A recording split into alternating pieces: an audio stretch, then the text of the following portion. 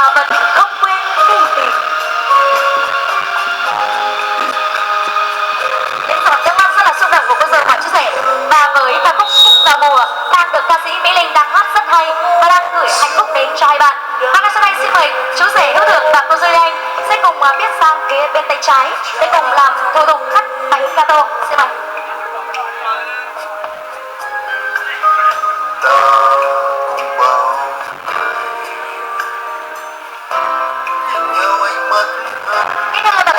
Và trong chương trình buổi chiều ngày hôm nay, quý vị đang được chứng kiến một đám cưới văn minh, một đám cưới lịch sử của chú rể Hữu Thượng và cô dâu Ly Anh.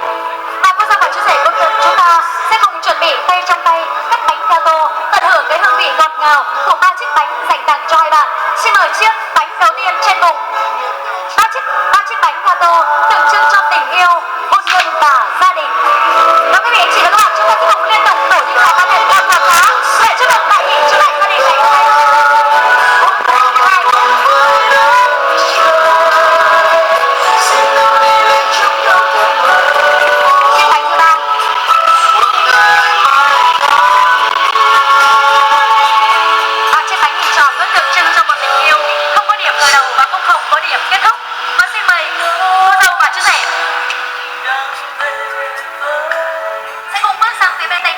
Để cùng tay trong tay rót rượu sáng mai ngày hôm nay. Xin mời.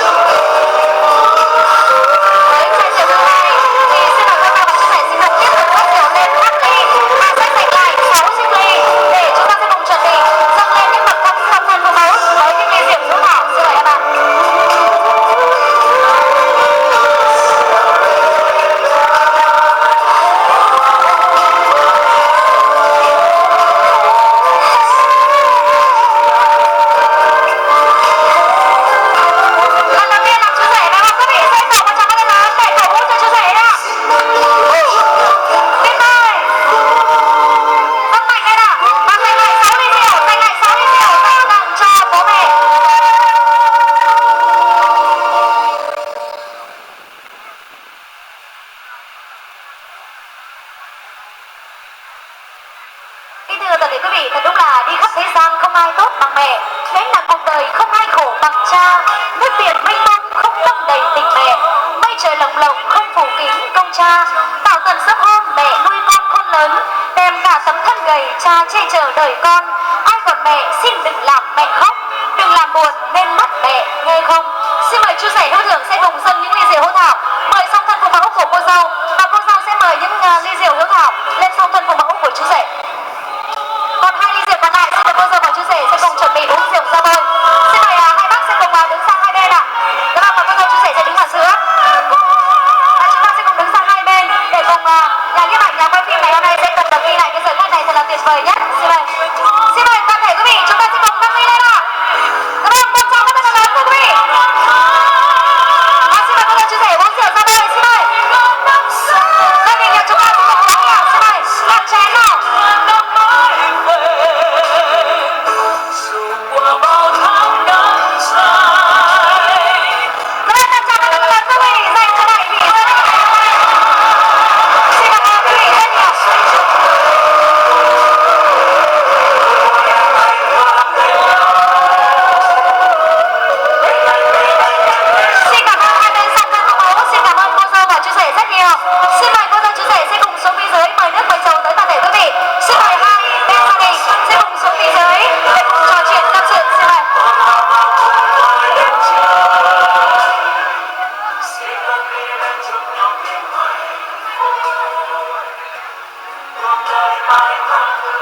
Kính thưa toàn thể quý vị, và như vậy là với một cái màn uống rượu thật là tuyệt vời phải không ạ? Và chúng ta đã trông thấy một cái sự khác biệt giữa nam giới và nữ giới chưa?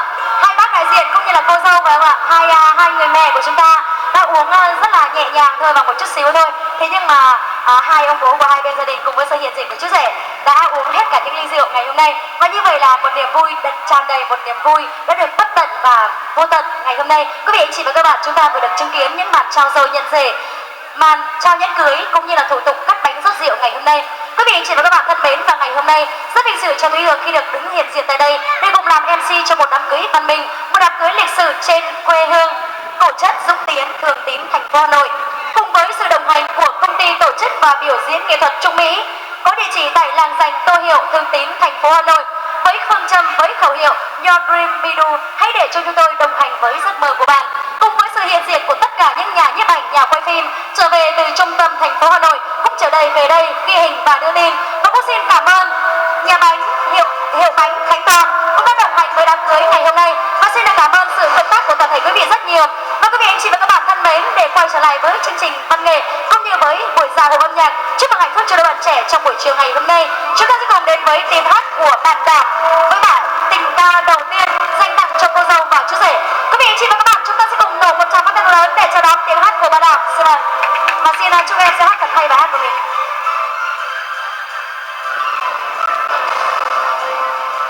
Vâng, lời đầu tiên cho mình chúc sức khỏe toàn thể hội người. Chào, chúc sức khỏe, trân trọng nhé bạn.